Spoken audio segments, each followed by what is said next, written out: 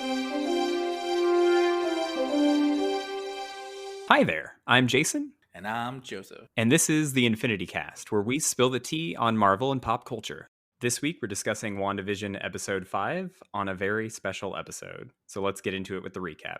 In the WandaVision television program, now during the 1980s, Wanda and Vision struggle to stop their kids from crying. Agnes arrives to look after the boys, but breaks character and asks Wanda if they should redo the scene.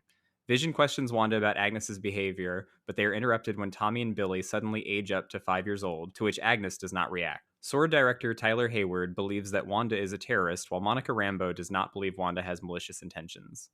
Hayward reveals that Wanda recently stole Vision's body from S.W.O.R.D headquarters and resurrected him, disregarding the Vision's living will. Monica discovers that her clothing was transformed to match the design of WandaVision and wonders if they can bypass this by using something era appropriate. A dog appears at Wanda and Vision's home, and the boys ask to keep it. Agnes suggests that they name it Sparky, and Wanda almost reveals her abilities to Agnes, which concerns Vision. When Wanda and Vision decide the boys are too young to care for the dog, they age up again to 10 years old. At work, Vision reads an email from S.W.O.R.D that reveals the situation in Westview. He breaks the trance over his coworker Norm, a real Westview resident named Appalash Tandon, who begs Vision to stop her until he reverts back to Norm. S.W.O.R.D sends a drone from the 1980s into Westview and attempts to kill Wanda on Hayward's orders. She emerges from the static field surrounding the town with the drone and warns Hayward to leave them alone. During the commercial break, an advertisement for Lagos brand paper towels plays. After Sparky unexpectedly dies, the twins ask their mother to bring him back to life, but she says that they cannot do that and urges them to deal with their grief. Vision confronts Wanda about controlling the town, revealing that he cannot remember his life or identity before he came to Westview. Wanda says that not everything is under her control and she does not know how this started. They are interrupted again when her dead brother Pietro arrives at the door. Watching the broadcast, Darcy Lewis notes that Pietro has been recast and has a different appearance. Dun dun dun.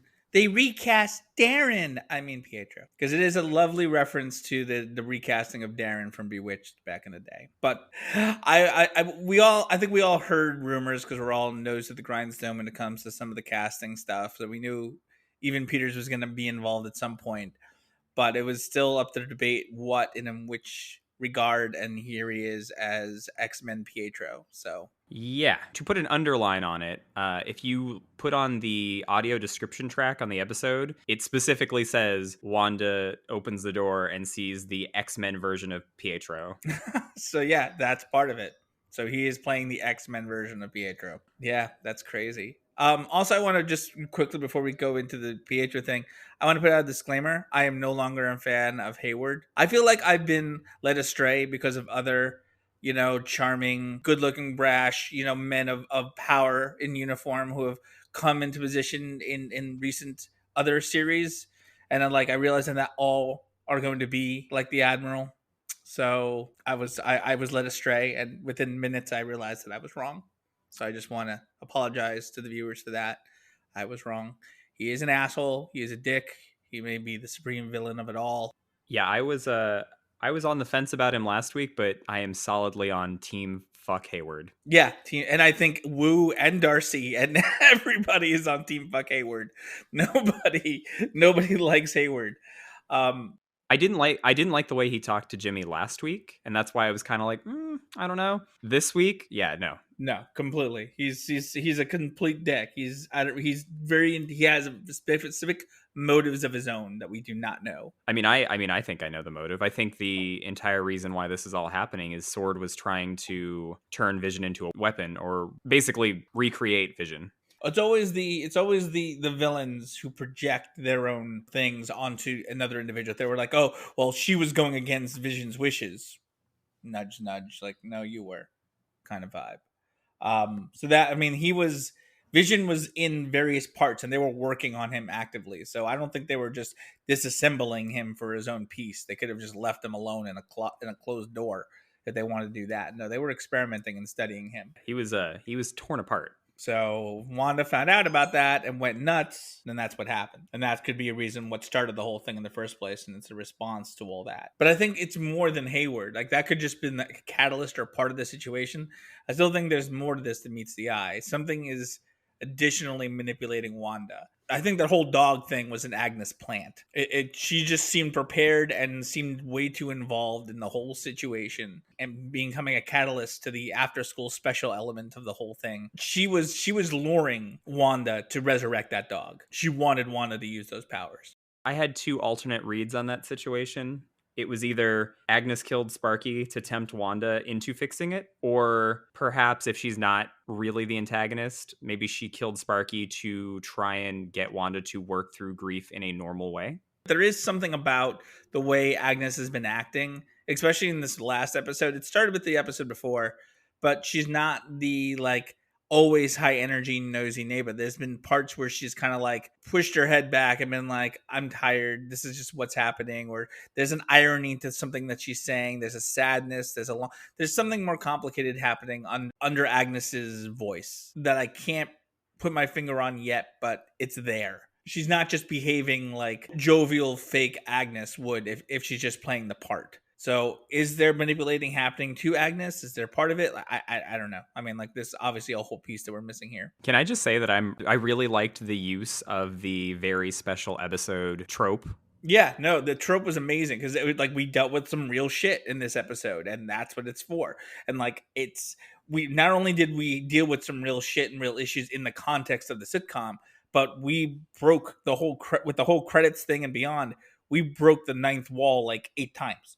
You know, it's like one with Agnes when she's like, "Do you want me to take that again? Go from the top?" And Vision's like, "What the fuck was that?" You know, to Wanda rolling the credits to stop an argument, and then Vision just and her going at it and jumping in the air, and that's reality. That's what's actually happening. It's like we are dealing with the real shit right here and now. Yeah, that part at the beginning with Agnes asking to do the take again, that was really interesting. And it was like she was talking to Wanda like Wanda was the director of the episode, which, I mean, yeah, kind of, maybe. Yeah, that's exactly how she was talking. Like, what do you want me to do? What's my motivation? How's that? Like, she was talking like an actress would a director. It was like she noticed Vision going off of script, and she was like, oh, let's try that again. And Vision's just like, what? You didn't see that? What was that? She was just confused. And I think that's the problem. Like, Vision, just like when she was talking to the kids, like, oh, like, dad needed a distraction. It's like, well, from us? No, no, no, no, no. Because he was asking too many questions, and I can't allow that. Because if he has too many questions, then the whole thing breaks down, and then he might die, or you might not exist, or I don't know what's happening here. Because I myself am slightly victimized by either my own spell or whatever's happening here, which I can't really know or talk about. Yeah, can we talk about the fact that the kids seem to be immune to Wanda's magic? Yeah, but they always were. Going back to Tony Stork, like whatever is the spell that made the kids, it is being powered by something else that's more powerful than Wanda, or is completely ignoring Wanda's powers. You know, it's accented by them because I think they needed Wanda's powers to come into existence, but something else is keeping Wanda from like controlling or altering the course of what these kids are doing. I thought it was interesting the kids actually noticed, oh, hey, today was supposed to be Saturday. Like they saw through Wanda, changing the date and sending Vision off. The kids are immune to whatever spell is going on with that, which means that, again, there's another force, whether it's Hayward, whether it's Dottie, whether it's Agnes, whether it's combination, all of it, whether it's something more because I'm sure it's going to be something more complicated or something incredibly more simple than we thought of. It's something, whatever it is, it makes me think that the kids are the ones that conjured Pietro because like they brought him up, and then like she was like, I didn't do that. Like when the knock came, like that wasn't me. And she sincerely means it. Like it was not her.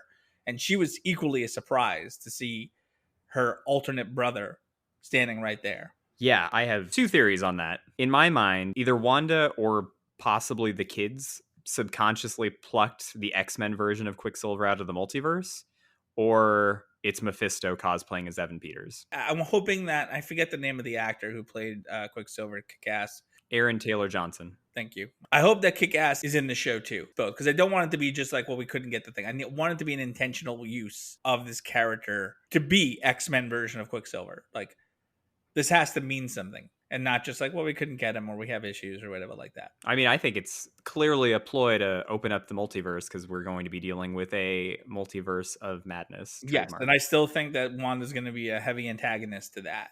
Again, not the villain, but antagonist. Like right here, I believe she is still the antagonist, as we saw in this episode, which leads me to even say that, like, I feel like that wasn't Wanda coming out of that field, like not completely. I feel like there was something else at work there. I feel like she's kind of let herself go, and like if we're dealing with possession and that kind of thing, taking control of her, there was something about her that just didn't seem normal Wanda when coming out of that field, even as a warning. Even though technically that was the most normal we've seen Wanda. Yeah, even still, I still feel like there's something else going on in there. I think subconsciously she is asking for help. That's why some of the things happened the way they did. That's why Rambeau was able to get in there in the first place. Like, I think she's sending out little subconscious signals for help. Yeah, I'm pretty sure Hayward and S.W.O.R.D are what incited this whole thing, because when Wanda is confronting them in the episode, she's like, I have everything I need and no one will ever take it from me again. And she looks very pointedly at Director Hayward. So I had two readings on that. One, yes, the obvious, like that Hayward took the body, like S.W.O.R.D took the body, and she's not happy with that, and she has it back now, so fuck you. Two, I read it as Thanos killed Vision, and no one's ever gonna take that from me again. So there's that like thing. Like I'm traumatized by the fact that Vision was killed, and I'm not gonna let that happen again. So fuck off and go away. Did you like how she pulled a Magneto with those guns? Oh, I love that. I fucking love that moment. I think I squeed it in real life. Seeing that, and plus the way they did it, just the cinematography of that whole scene, my god, it was so awesome. The stuntmen who were doing the military work, just bravo to them for really making those very mechanical, smooth movements in between it all. Really showed that some other power was at work. Such great filmmaking.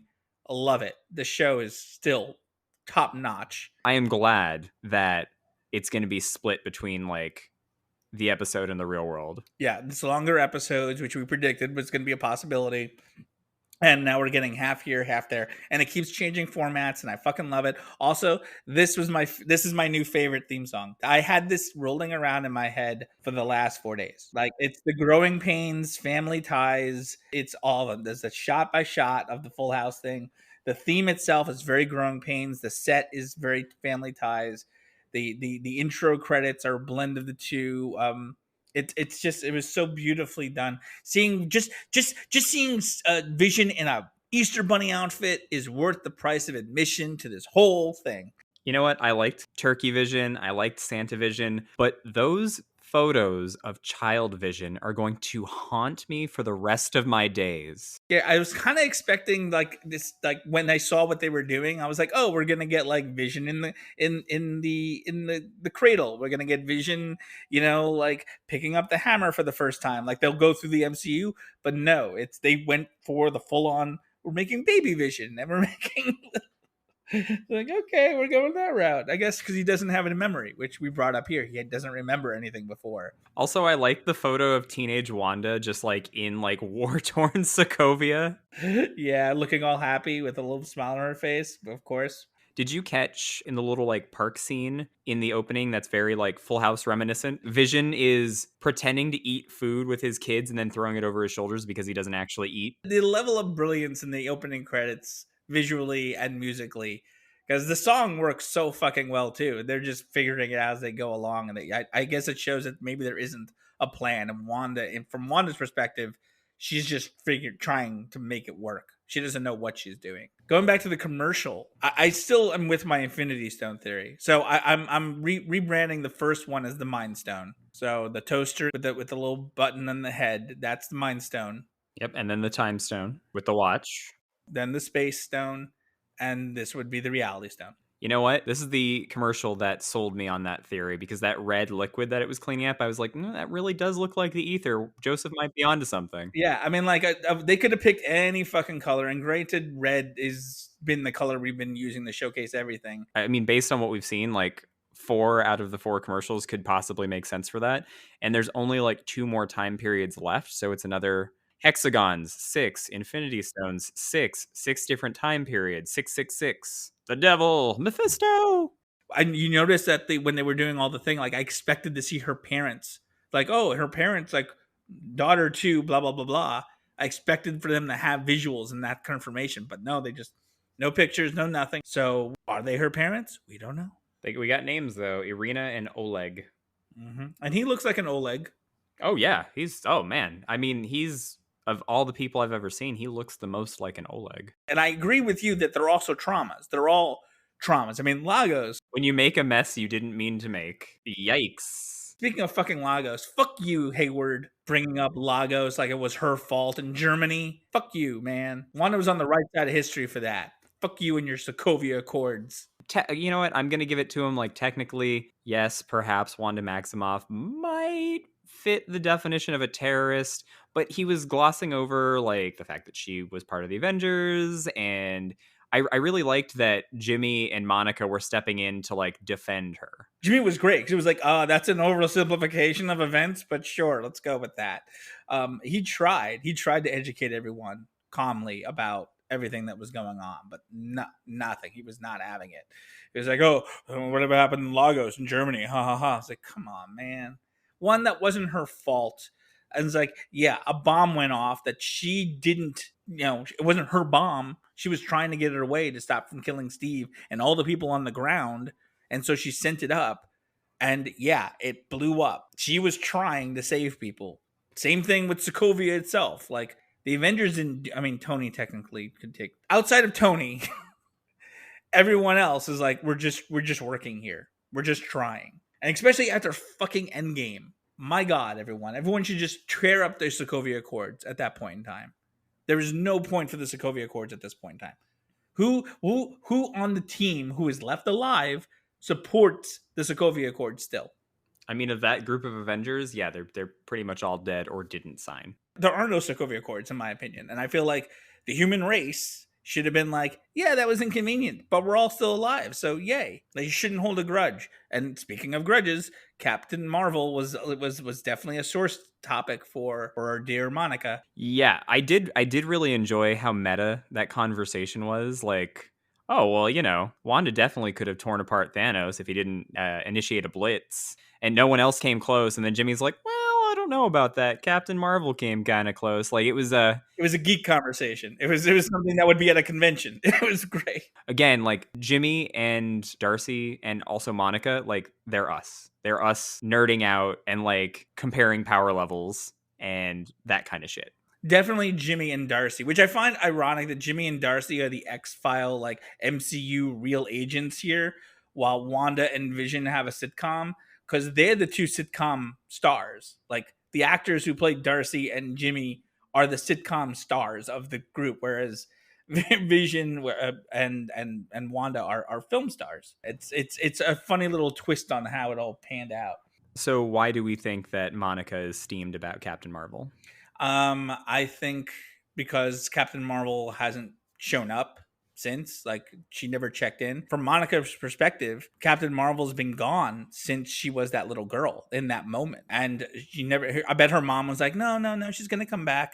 Carol's going to come back. And she never came back. And then when she did come back and help the Avengers save everybody, like, Monica had been gone for 5 years. I get maybe she might have checked in on her mom. We don't know that. Possibly from Monica's perspective, her mom died waiting for Captain Marvel. I bet we'll have a moment in Captain Marvel 2 where we have a flashback of, like, Carol and her mom having a moment. I still think we may see Maria in this because they were really pushing the trauma in that first episode too much, whether that was to give us insight into just her intro and to set up the character, or I feel like we may see her even if just as an hallucination or an illusion. We'll see. Setting that up you set that up for a reason. She's upset about her mom, obviously, and upset about Captain Marvel. I mean, that even could be the big actor that comes in later. It could be Captain Marvel, could be Doctor Strange. We don't freaking know. We know there's a big cameo coming because Elizabeth Olsen was talking about that. If that wasn't Evan Peters. It's not Evan Peters. It's like, it is surprising and it's eye-opening and it's awe-inspiring and, like, where's this going? But it's not like, oh, here's Wolverine. Oh, here's Magneto. Oh, here's Tony Stark is back, and whatever, however we want to play it. We'll see. We'll see how that turns out. Can we talk about Monica's X-rays? Does she have superpowers already? I think she's turning into Photon. Just because she got ejected. Not just for because she got ejected. I think between the blip, between the radiation that's going on, like twice that she put herself through. It's not like I think everybody in the town is safe, but she literally put herself through the radiation twice. Plus, with the whatever Wanda used to like douse her with, I think some reality changing has happened inside her, and so maybe she might have gotten something that's starting up. She doesn't know yet, and we, the audience, should know. But her blood work was all fucked up, and her X-rays. An ongoing theme throughout the episode is Vision increasingly questioning the nature of his reality, which, I mean, has been a theme for the past couple episodes, but like he's getting really in it. He's got a lot of agency, especially in this episode. My heart broke for him because like when he admitted it, he's like, I don't know what is going on. Like, I'm scared. I am scared. And like that's when she was like, oh fuck. Like that calmed her down because it realized he's not just being a dick to be a dick. He just doesn't understand. She's erased his memories from all this point, or he never had them to begin with. Whatever it is, he's terrified and is confused and doesn't know what's going on. And in his brain, he's trying to work out problems like any normal person would. And whatever reason, like he's a little bit more immune than the others. She can control him up to a point, but he still is his own person. The thing that Vision says that got me the most was, you can't control me like you can control them. And Wanda was like, can't I? And then roll credits. And creepy laugh track too. Yes, because that's the point. Like that's what I mentioned like an episode or two ago. Like the laugh tracks are getting creepier. They're there, yes, to remind us that it's a sitcom, but there are times when it's counter to the feelings of what Vision is experiencing, and it's not funny. It's supposed to be intentionally uncomfortable. Yeah, points. exactly. And it's just a brilliant way of showing that and making it more uncomfortable. I mean, again, I still question if this is real Vision or if this is like Wanda's subconscious that is acting as Vision. The one thing that was said in the episode that made me wonder again if it really is the real Vision or not is, he said, we are usually so much of the same mind early in the episode. I mean, what if they're really of the same mind? Yeah, no, it could be. I think that was just poetic talk, though, the way Vision talks. There was a few points in this episode as it becomes more and more like the Vision that we know. I realize that there's a specific style in the way that Vision specifically speaks, and that's what's coming out. Like I could see this man sitting there brooding over the fact that the Sokovia Accords were a disaster. Sitting there across in an empty Avengers Hall. Like I could see him being the one talking about like the catastrophe of all these people with powers and dealing with that. And that's how he speaks. That's him. And when you get to have those moments, you see the real Vision there. I think this, whether it's magic or technology or something or other, I'd like to think there is elements of the real Vision in here, but something is blocking throughout, or like a reboot. Like they reconstructed him as best they could, or they took his memories from what was like a save point. Maybe they have just whatever the Wakanda's got, before the whole system died, and then just like erased or blocked what it was. We can go on forever about what it could be because there's so many possibilities within universe you can go to. Bottom line is, I'm sure we'll figure that out in the next 4 episodes, and this is a limited series, right? 4 episodes and it's over. It's done. Like that's it. Like the movie's over. I mean, this is a pretty limited concept. I don't think this is something that you could turn into an ongoing series. No, and I don't think anyone should. I like the fact that Marvel is doing these limited series. The Vision himself said in Age of Ultron, a thing isn't beautiful because it lasts. Yeah, that's nice. Good work there. Disney Plus made me rewatch it.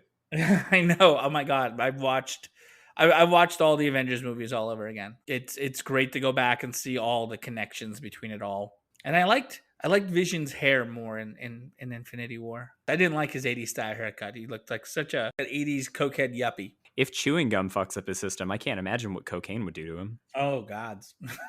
Cocaine doesn't exist in Westview. Probably not. Can we talk about how unsettling it was for Norm getting busted out of the false reality? Yeah, that just shows that and he kept saying she, and I don't think he's talking about Wanda. I don't think he's talking about Wanda. Yeah, I it think was purposefully left vague. yeah, and it's like he was obviously extremely in pain and traumatized by the entire scenario, which shows everybody in Westview are probably in the exact scenario of that. Something that was interesting in episode 4, when they were putting those dossiers together on like the wall of information. So I'm not sure if that was like a production error or if it was like an Easter egg for the next episode. But on Norm's dossier in episode 4, it basically described this event where Norm was woken up by Vision and expressed concern for his father and sister before returning to being Norm. Interesting. That might have been a production snafu, but they were like, no one's gonna look at that. They looked at that. Or maybe it'll come in later as like that's why they wrote it so quick and so close. Like they could have put like a recipe for turkey on those dossiers. I mean, or maybe it's happened multiple times. If there are episodes that we're not seeing and we know that Wanda has reset Vision a couple of times, like maybe this is something that's happened. Maybe. And that's a question. Like, are there more episodes that we, the audience, are not seeing? Are there episodes? Because I feel like for Darcy to say I'm invested feels like there's more episodes than meets the eye. The showrunner confirmed that there are episodes we're not seeing. Okay, so yeah, there's a whole. They could have been like whole seasons that have transpired. It's been a few days if it's running nonstop. They tune in. Oh man, this is a repeat. Oh, we'll wait 30 minutes and see if a new episode pops up. So Darcy finally got her coffee, and Jimmy's the guy who gave it to her. I know. I hope they have a lovely wedding. Jimmy Woo is such a catch. He's such an amazing character. He is. He's so sweet and endearing. He makes up for like the asshole of Hayward. Because he's so excited and happy to be a part of everything, but still like a stand-up guy and strong, and he's not naive. He's just really excited and enthusiastic about things. Yeah, I dig it. And I also dig that Darcy is just quirky. Like, I really liked that she named the phenomena the Hex. Yeah, and it worked. And she's like, it's like, see, you called it the hex. And Monix is like, yeah, okay. Monica doesn't have patience enough for these two. I feel like she's like, oh great, I'm stuck with these guys. You know that tweet that was going around about an X-Files style show, like starring Jimmy Woo? Yeah, Boss Logic did some art to it that I saw that I love. It's just like just a close up of a suit with like a badge, and he's holding up like his cards the way like you'd hold up magic cards. Apparently, that tweet gained so much traction that the guy who wrote it is now writing a pitch for Marvel that he's presenting to them. So we might actually get a Disney Plus Darcy and Jimmy Woo X-Files spinoff. Yeah, no, I'm down. I'm down. I'm super down. Who do we think that aerospace engineer that Monica knows is? My first reaction was Reed Richards. Yep, that was mine too. That my first reaction was that's Reed, because there's no one else. If Tony was alive, it would have been Tony. And I'm trying to think of who else in the Marvel universe are like engineers or like really good at that kind of shit. Like Tony's dead, so it can't be that. I don't think it would be the Hulk. I don't think she'd call up Professor Hulk for this. So I'm gonna and this is S.W.O.R.D, and S.W.O.R.D is dealing with all this shit. So I think this could be a soft, slight reference introduction to what would be the Fantastic Four.